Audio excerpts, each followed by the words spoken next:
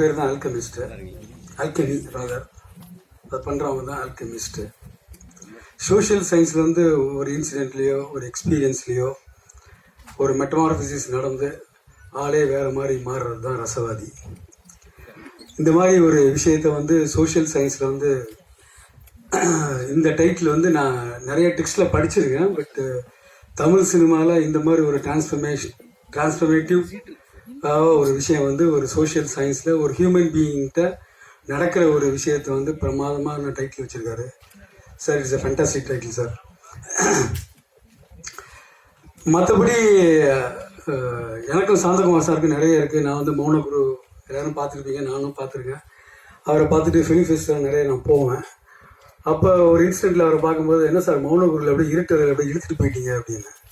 அந்த அளவுக்கான ஒரு ஸ்க்ரீன் பிளே, அந்த அளவுக்கான ஒரு ஒரு ஒரு டைரக்டோரியல் வந்து ஸ்க்ரீன் பிளேயில் வந்து பார்த்துட்டு நான் ஆடி போயிட்டாங்க.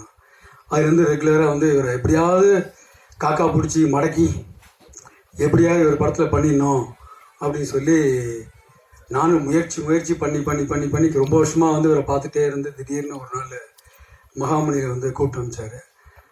அதுவும் சிவா பிரகாஷ் அவர் தான் கேஸ்டிங் டைரக்டர். அவர் சொல்லியிருக்காரு போல இருக்கு.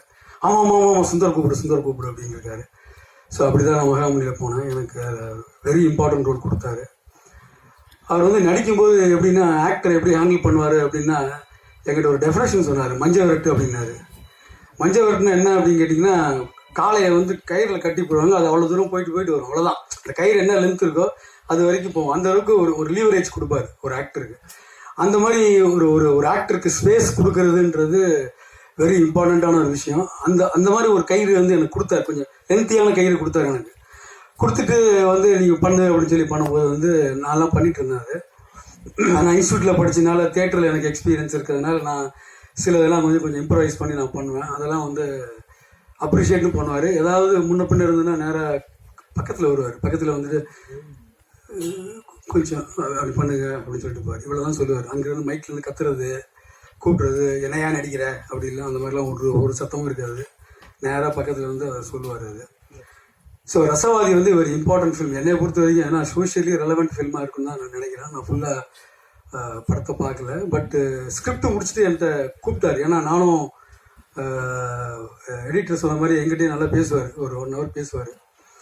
நிறைய பைக்கை பற்றி பேசுவோம், ஃபிலாசபி பற்றி பேசுவோம். நிறைய வந்து இஸ் கிரேட் கிரியேட்டர். ஏன்னா பைக்கில் போகும்போது ஒரு கான்டம்ப்ளேட்டிவ்னஸ்ஸு, ஒரு திங்கிங் பேட்டர்னு, ஒரு லோன்லினஸ்ஸு எல்லாமே வந்து ஒரு எக்ஸ்பீரியன்ஸ் பண்ண ஒரு டைரக்டர்.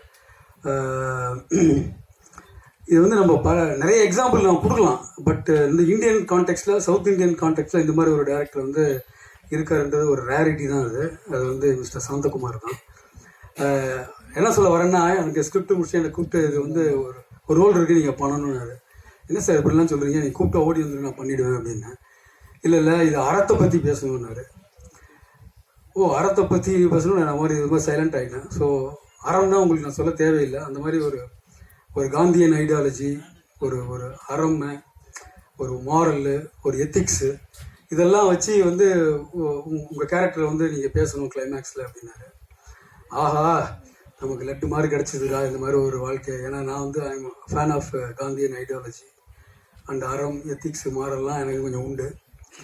இதை வந்து எங்கடா சினிமாவில் வந்து என்னால் ஆஸ் அன் ஆக்டராக போர்ட்ரே பண்ண முடியும்னு நினைக்கும் பொழுது சாந்தகுமார் வந்து எனக்கு ரசவாதியில் வந்து எனக்கு சான்ஸ் கொடுத்தாரு. ஸோ ரசவாதின்ற டைட்டிலை பற்றி ஏற்கனவே எக்ஸ்பிளைன் பண்ணிட்டேன். ஸோ இந்த கேரக்டர் வந்து என்ன பண்ணுதுன்றது நான் வந்து ரொம்ப சொல்ல தேவையில்லை. நீங்கள் ஸ்க்ரீனில் பாருங்கள். அது தேங்க்யூ சாந்தகுமார் ஃபார் தட் அறம் பேசுகிற ரோல் கொடுத்ததுக்கு ரொம்ப தேங்க்ஸு. அதுக்கப்புறம் Arjun Das, he has got a fantastic voice. As an actor வந்து ஒரு வாய்ஸ் மாடுலேஷனில் வந்து பேசுகிறதுக்கு வந்து I think he has got a fantastic voice. And even Taniya madam அவங்களோட ஒர்க் பண்ணேன். ரேஷ்மா அவங்களோட நான் ஒர்க் பண்ணல சீக்வன்ஸில். And Sujith is a fantastic actor. ஏன்னா அவர் வந்து என்எஸ்டி ஸ்டூடெண்ட்னா நானும் தியேட்டரில் ஒர்க் பண்ணியிருக்கேன். அவர்கிட்ட நான் ஃப்ரீயாக இருக்கும்போது நாங்கள்லாம் பேசும்போது இந்த வீடியோ உங்களுக்கு பிடிச்சிருந்தா லைக் பண்ணுங்க, ஷேர் பண்ணுங்க, கமெண்ட் பண்ணுங்க, சப்ஸ்கிரைப் பண்ணுங்க, மறக்காம பெல் ஐகானை கிளிக் பண்ணுங்க.